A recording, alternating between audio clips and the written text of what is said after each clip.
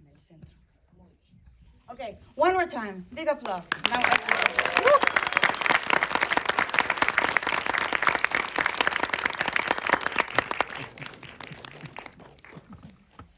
And thank you, and an amazing all-women team also, which is something I've always, in my work, I've always loved to support. This is such a beautiful film. It's so touching, so moving, so personal, and it also talks about the bigger history of the country, also resembles what's happening in many other countries. And you bring together also in a beautiful way that personal and family story with the different worlds in Colombia that you're bringing together. You talk about the mestizo, indigenous, and Afro communities in this shared history. And one of the things I found very interesting in the film, amongst many other, is how you had not been so close to the families of the disappeared, and through finding your father or through looking for your father, you found the connection to the people and to the history in the country that you were not so close to before, as I understand from the film. And I would like to hear more about that. So for the audience, then please think about your questions or comments. I'm just gonna ask a couple of things here so that I can give the mic to you. But I would like to hear more about that in your own personal search, that connection to your own country that came through your looking for your dad. Thank you again for coming and for your words. Well, it's very strange that we were not so close to this subject, even if we were victims. In Colombia, we have a big problem, and is that we have normalized the violence. Mm-hmm. And for us, being victim is like if you see a terrific situation happening in front of your eyes. If not, you think, no, I'm not a victim because there are other cases more terrifying than mine. That was my case. And also because forced disappearance is a subject you don't talk about it in your family. The silence is like the main character of this situation in Colombia. And also because sometimes you feel that feeling like a victim is like something como tener pesar, pity? Pity. To feel pity. And I think that situation didn't let that we could be close to this story until the moment of the dream. The day that I had that dream, we started talking about that in the family, and we started searching about that in others' research of that subject in Colombia, and we realized the dimension of this crime in not only Colombia, but also in Latin America and in the world. Thank you. If there's anything you want. So I want to open the question also. Well, not open. I'm actually going to take a different route. But thank you for telling us more about that. And also, as part of this journey that you did in looking for your father, Juliana, you were also there looking for your father. But and you are co-writer and co-researcher, but not co-director or producer. And I understand you work together a lot. And I really love this idea of the two sisters working together creatively, and through this so much support you give to each other. And can you talk a little bit more about that collaboration and how in the film it worked? And you never wanted to be co-director, and you were trusting completely, Juliana. Yeah, there's something very beautiful there that I would like you to talk more about.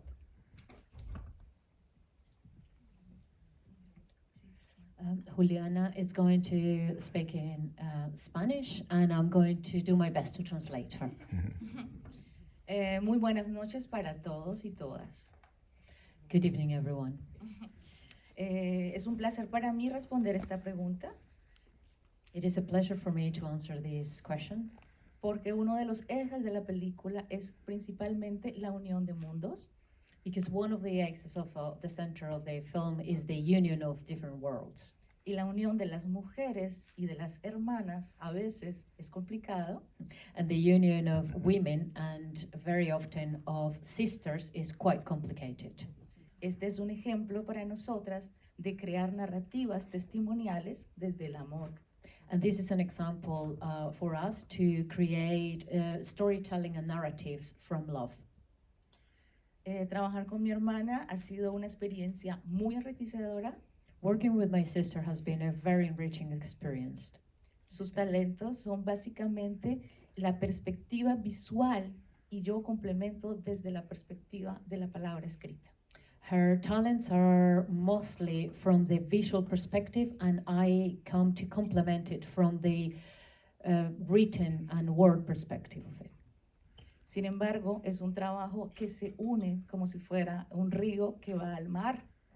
However, it is a work that comes together as a river that joins the sea, Y todas somos agua. and we are all water. Gracias.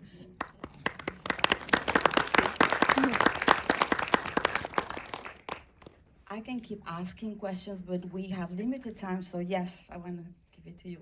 I was wondering about the sisters who were clearly shown in the film. What about the rest of your family and your mother? How do they feel about this journey that you've been on? Let me just say it out loud for those in the back. So the question is about, in addition to the sisters working together, what about the rest of the family and their decisions?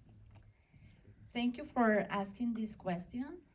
Well, it was hard for my family. At the beginning, my mother didn't want that we make this journey, and this is the reason that why we received this message, audio message from like an uncle from the family, because she told him that she didn't want us to go to this place because she was afraid that we could be also disappeared, and because she had like saved, I don't know, the family from this subject and from this pain, and maybe she didn't want to face this situation.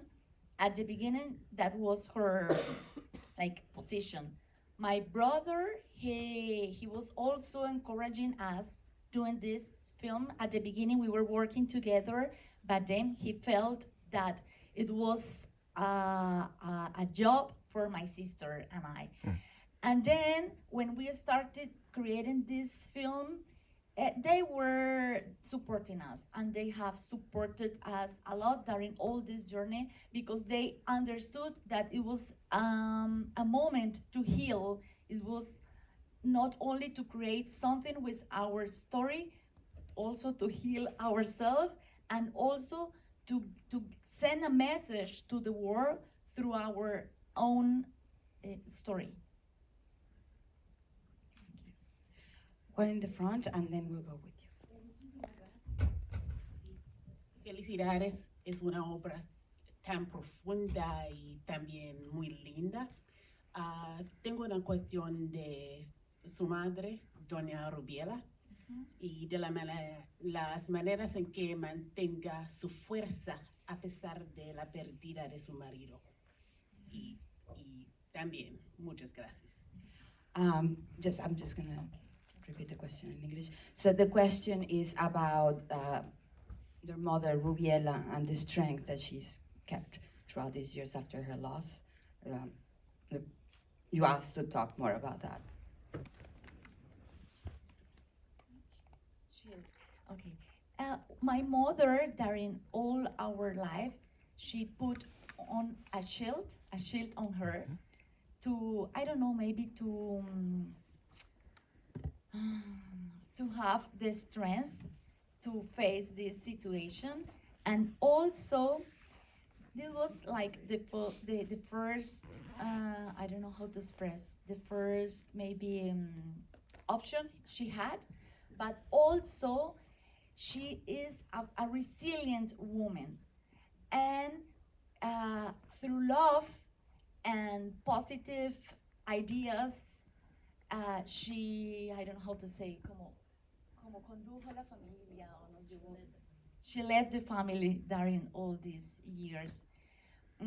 She was very I don't know. I think she was caching her emotions. Sorry, ocultando sus emociones. Hiding her emotions, hiding her emotions. And when we started this film, she let her emotions be, and it was very important. Sometimes women that search their relative, they think that they have to be very strong the whole life, and this film is an invitation to cry. And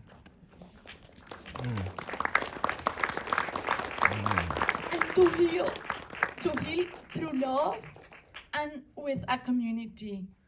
And that's what I had during this project, and that my mother understood. And this is also a message we want to send to all other women that search their relative.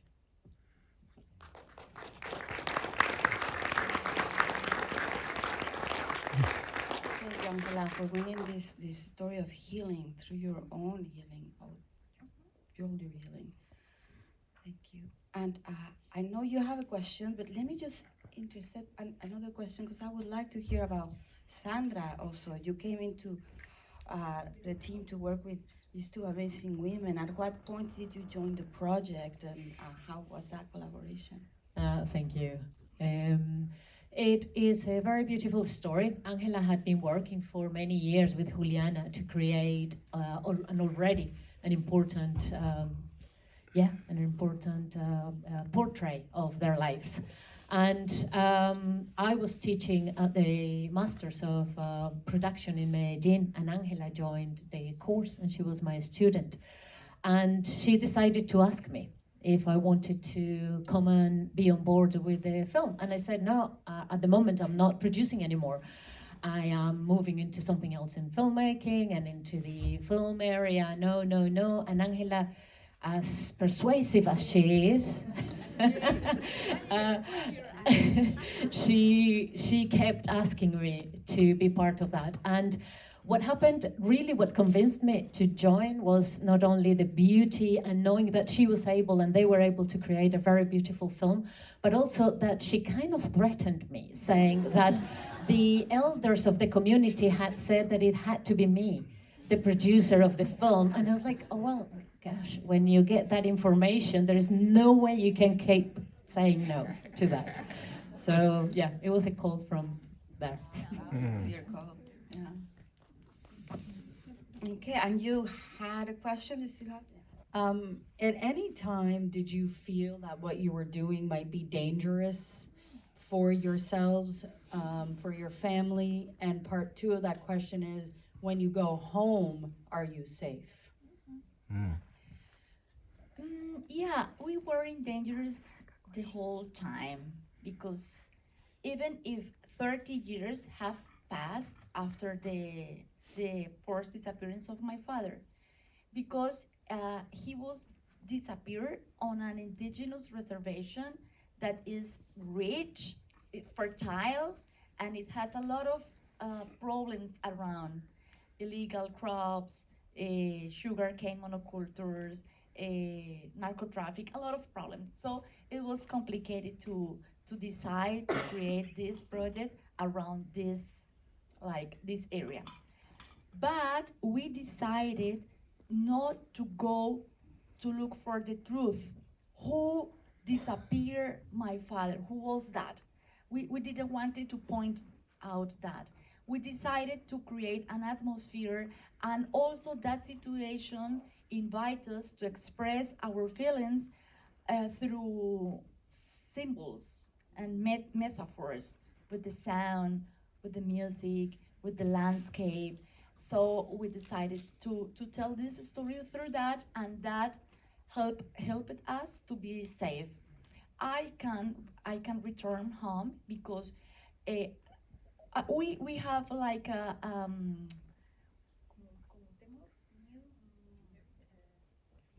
a fear. We had a fear to create a difficult situation to the indigenous community.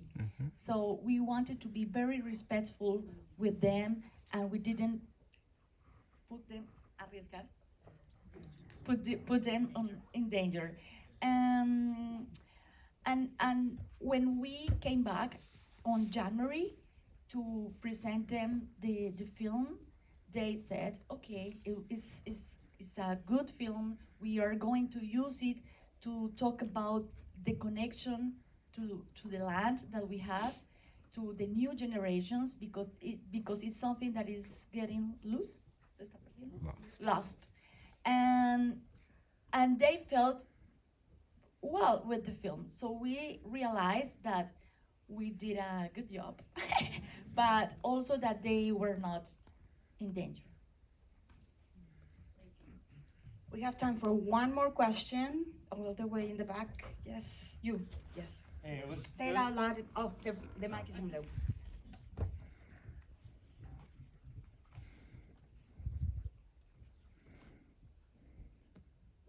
Thank you. It was a beautiful film because of how personal it was.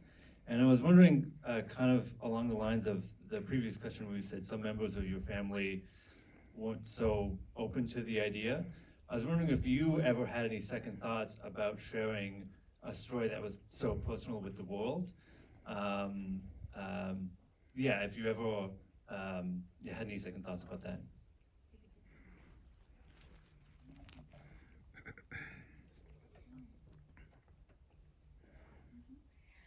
Well, at the beginning, we were creating this story through, like, in third person. We were talking about the women's that search we wanted to search other testimonies, but I didn't know that it was going to be such a personal story, never. And during the research, we started, like, receiving advices, and people were saying, why are you looking for this story outside of your family if you have all the material to tell? Why? How was your father? What did you feel when that happened? How was your family? And many people were asking us so many questions, and in that moment we realized that our own story was special and important, because as you think that your story is not as bad as others, we were looking for more horrible stories. And during this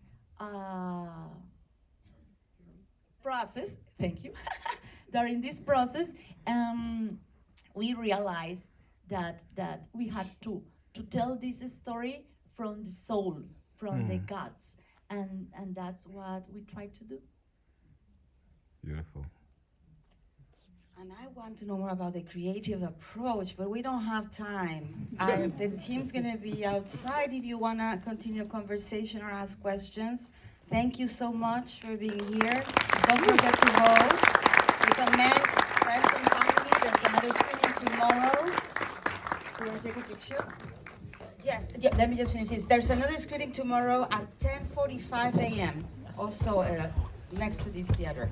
We invite you to vote also. Don't forget to vote, please. Scan the code or... You all Afro-Colombian? Yes, I am. Oh, all of you? I know all of you. Scorbadian and the rest of them are too? But the more, yeah. Okay. Mostly. Oh, good. And what do you think of the film? Yeah. It's not part of your family story, though? Yeah, no. But she is my friend. Oh, okay. So, because, I always see videos about Afro-Colombians, and I was thinking, oh my God. But there's some of you are here. Some of you are here in Toronto. Yeah. Yeah, who live here in Toronto. Because, I'm from Jamaica, and, I always think there's a lot of Caribbean black people here, but not South American, and then not Colombian specifically. But I see that because when we grew up, we just thought, all the Latin Americans were either indigenous or Caucasian, right? Or mestizo, but never black. And in fact, many of the people we initially met would say, oh, no, we don't have any black people there. Because they're racist. A lot. 14 million. How many? 10 million. It's 10 million. 14 million 10 million almost. of your folk. Yeah, and I know in Cartagena, for example, there's a Most- dominant yeah, number. Yeah, and several cities are like that. Yeah. Even there is Cali's also has a large number, I think. Of course. Yes. Of course. So I learned that through my own research and looking online, and then I'm like, and Chokib Town and those They're places. trying to hide us, and because of that country is very violent and have face a lot of poverty. Guess who are the people who are facing the impact of the war and the poverty? Guess who? Are. So we are. So we can. We don't have. In general, we don't have the opportunity to go outside. Right. You know. Right. And I know some West Indian people live in Colombia and have communities in Colombia as well. So I know there's some areas of Colombia where a lot of people are from Jamaican descent, still maintain their culture, and it's very. But you are there with the indigenous history, long history since enslavement. You've been there developing culture. Developing, you can imagine when I came to Canada Uh-huh. and I started knowing people from different African countries, I was just surprised and very excited. Yeah. That our accent in our regions, Afro-Colombian regions, are exactly the same, like in Nigeria. I don't remember the names of the country because I'm very bad with names. Right. But there's a like lot of similarities, like the food. the food, the dance, the music. Yeah. And you have a whole lot of accent going on. I'm making Okay, I was like, what's happening? What's going on here? I know. It's like, I know there are a lot of Jamaican descent people in Colombia, but I thought that was very heavy, very thick. Yeah. And you always say, You are a gringo. Oh, you're still how long have you been here? oh, jeez. Going on 50 years. Me too, close to. Yeah, I came in 78. Yeah, So you I both gave are you gringos 77, now. Yeah. Oh yeah. That's the attitude. You have to accept your gringoness. They call us what, transnational hybrids. Whatever. We sort of straddle. But we know where we're from. And we represent it very well. I'm Canadian now for time. Right. But I know where I'm from. Yeah. I'm from Africa, like everybody else. What's your name, brother? Winston. Nice to meet you. And your name, sister? My name is Claudia. Claudia. What's your name? Douglas. Douglas. Oh, okay.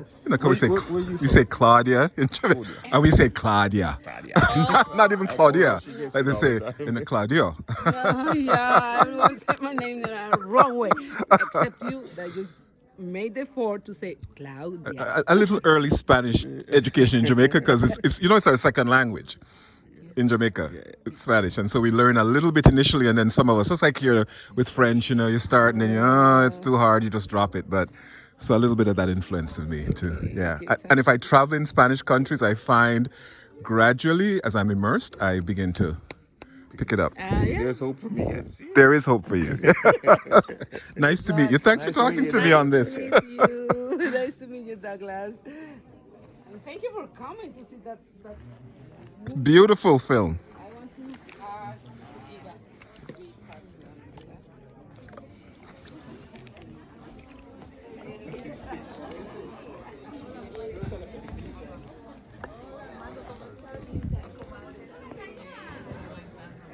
Lots of people lined up to give their acknowledgements.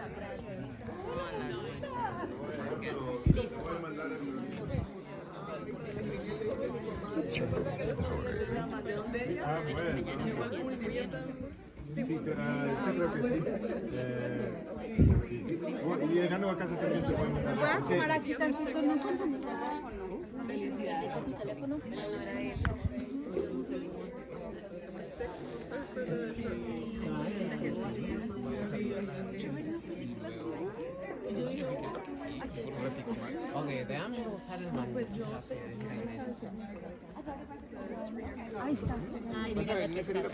I mean, how often do you see an Afro-Latino moment in Toronto?